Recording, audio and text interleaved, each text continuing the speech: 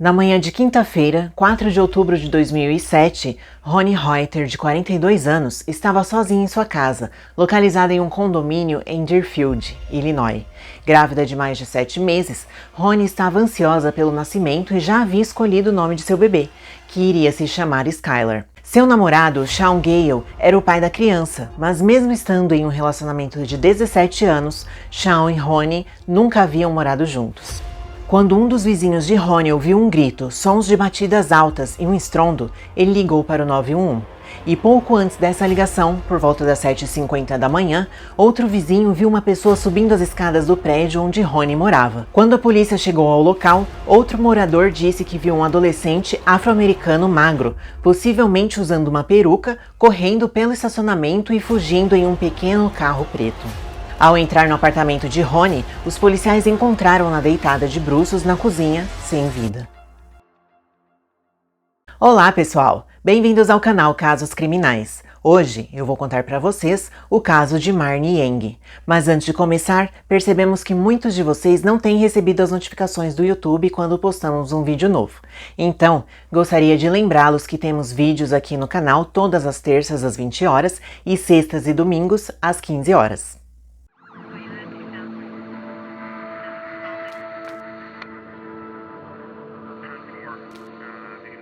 Roni foi baleada várias vezes e, segundo o relatório do médico legista, ela apresentava ferimentos nos braços que indicavam que ela havia tentado cobrir a barriga para proteger seu bebê. Porém, foi atingida no abdômen 2 vezes e esses disparos tiraram a vida da criança.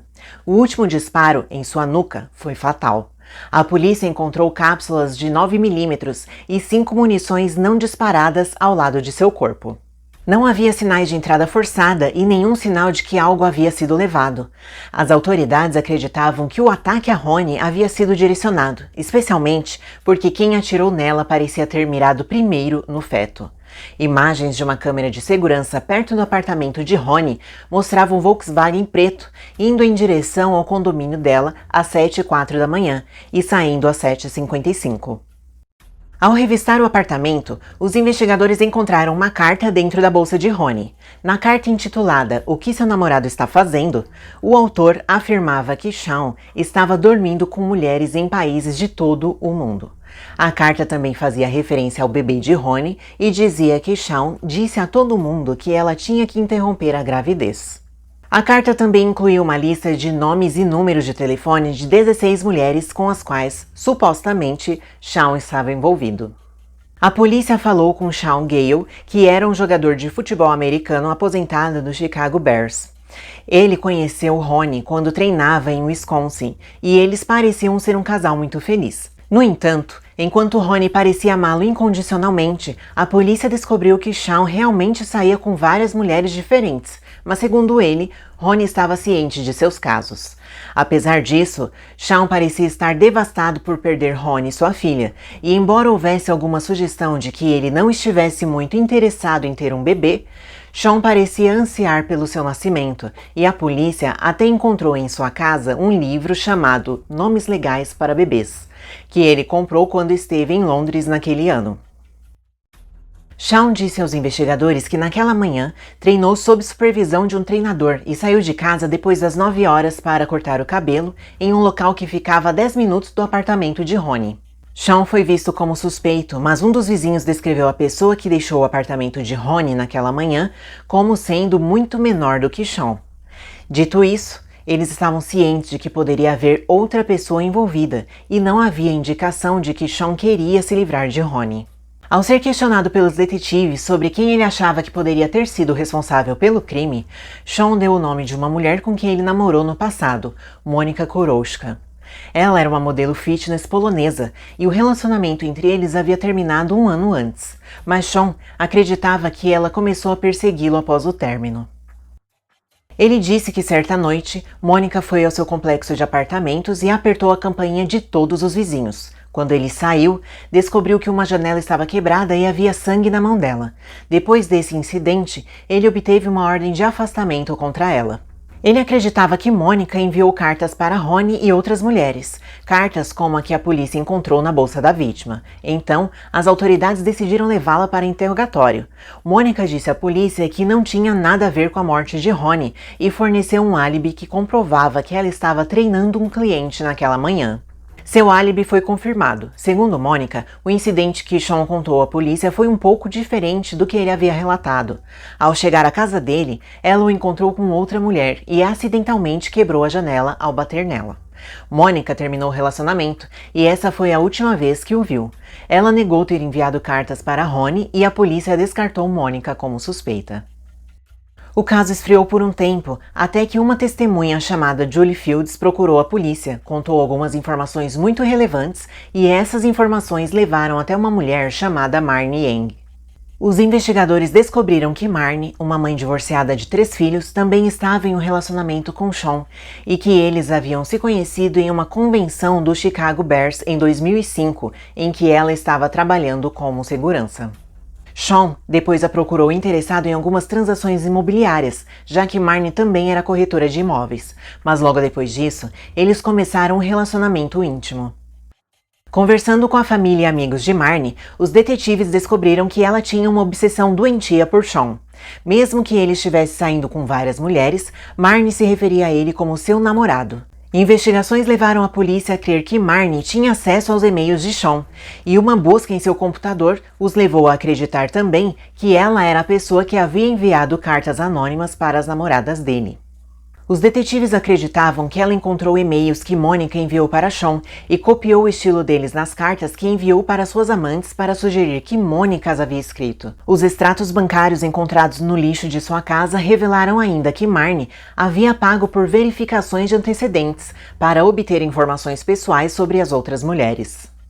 A investigação revelou que Marnie tinha armas registradas em seu nome, e em outubro de 2005, ela foi detida no aeroporto internacional de Fort Lauderdale por tentar transportar 2 pistolas e 200 munições. Depois de apresentar a papelada necessária, as armas foram enviadas para Chicago, e uma das armas era uma beretta de 9mm, o mesmo calibre utilizado para tirar a vida de Ronnie e seu bebê.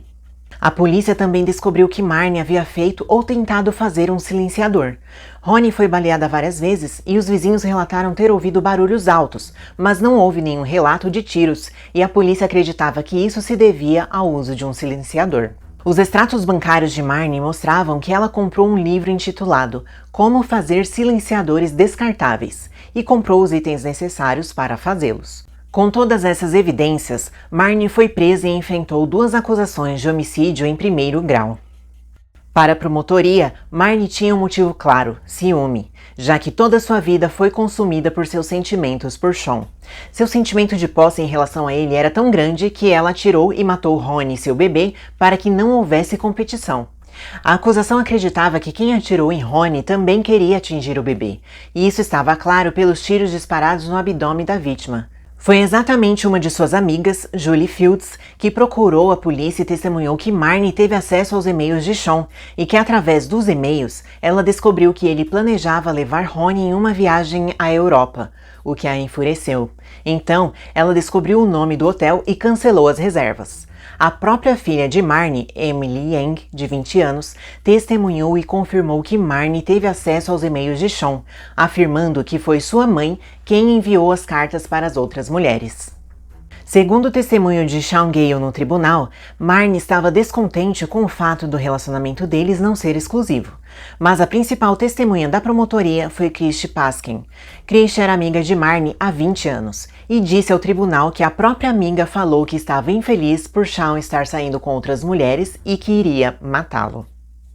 Quando Ronnie engravidou, Marnie pensou em se livrar dela e chegou a ir até seu apartamento com uma arma, mas mudou de ideia. No entanto, Christy apresentou provas de que Marnie ficou em sua casa na noite anterior ao crime e pediu que ela jogasse tarô para saber se teria sucesso em matar Ronnie.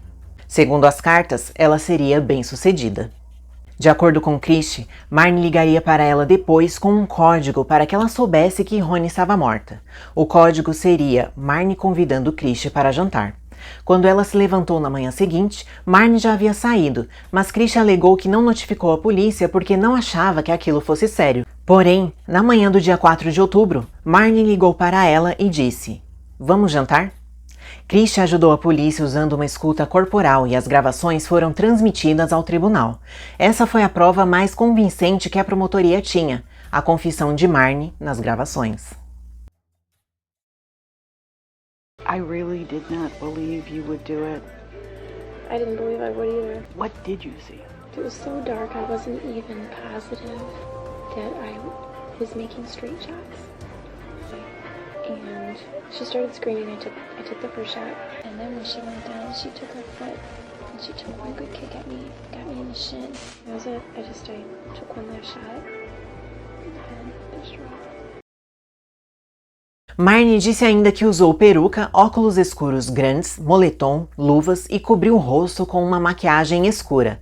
Ela contou que alugou um carro preto e comprou um telefone descartável. Marnie pegou uma pulseira de alerta médico de Ronnie antes de sair do apartamento e dirigiu pela cidade jogando fora os itens que usou em diversas lixeiras. Com base nas informações fornecidas por Christie, a polícia encontrou a pulseira de alerta médico que dizia "grávida" e a identificou como pertencendo a Ronnie.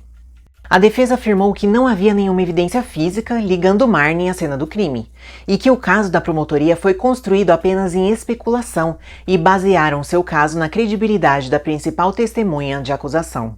Segundo os advogados, em 1976, o exército recrutou Christie Paskin como médium. Christie afirmou ser a única sobrevivente de sua missão final no Oriente Médio e que os militares apagaram algumas de suas memórias. Porém, o detetive Charles testemunhou que Christie disse a ele que fabricou sua experiência militar para melhorar seu currículo como vidente e que o governo federal não tinha registros de seu serviço militar. A defesa também disse ao júri que uma impressão foi encontrada na maçaneta da porta de Ronnie, mas essa impressão não correspondia a nenhum dos investigados, nem a Marnie. Segundo os advogados de defesa, a polícia se concentrou apenas em Marnie, excluindo outros suspeitos em potencial. Os argumentos da defesa não convenceram e, em 2011, Marnie foi considerada culpada das duas acusações de homicídio em primeiro grau, de Ronnie Reuter e sua filha. Ela foi condenada a 2 penas de prisão perpétua simultâneas, sem possibilidade de liberdade condicional. Uma petição foi arquivada buscando a reversão da condenação de Marnie, um novo julgamento ou uma audiência de instrução. De acordo com seu advogado, as declarações feitas por Marnie nas gravações foram uma invenção. Na noite anterior à gravação, Marnie disse aos pais que ia inventar uma história sobre seu próprio envolvimento. De acordo com seu advogado, ela fez isso porque temia que a polícia tentasse implicar seu filho adolescente no crime. O pai de Marnie alegou que ela disse que não aguentava mais a polícia atormentando sua família por 2 anos e tinha que fazer algo a respeito. O advogado de defesa alegou que essa ligação foi gravada, mas nunca foi divulgada. Além disso, ele argumentou que o veículo capturado pelas câmeras de vigilância não era um Volkswagen e que um homem confessou à polícia que havia roubado a arma de Marnie meses antes do assassinato. O advogado também afirmou que a arma do crime nunca foi encontrada e que o DNA encontrado na cena do crime pertence a um homem não identificado. A equipe de defesa de Marnie também quer que o álibi de Shawn seja analisado novamente com base no testemunho de um detetive que afirmou que Shawn esteve em uma barbearia do norte de Chicago entre 8h30 e 9 horas da manhã de 4 de outubro, sendo que Ronnie foi baleada pouco antes das 8 daquela manhã. A defesa também argumenta que os testes forenses que examinaram o ângulo dos tiros mostraram que o agressor era mais alto que Marnie. Em maio de 2021, o advogado de Marnie disse em uma entrevista que descobriram novas evidências forenses, que ele acredita que irão exonerar Marnie. "Acho que é literalmente uma virada de jogo", disse ele à agência de notícias. A família de Marnie contratou um notável patologista forense que trabalhou em muitos casos importantes, como a morte de Kurt Cobain e do presidente John Kennedy. Eles têm esperança de conseguir um novo julgamento e libertá-la da prisão depois de quase 11 anos.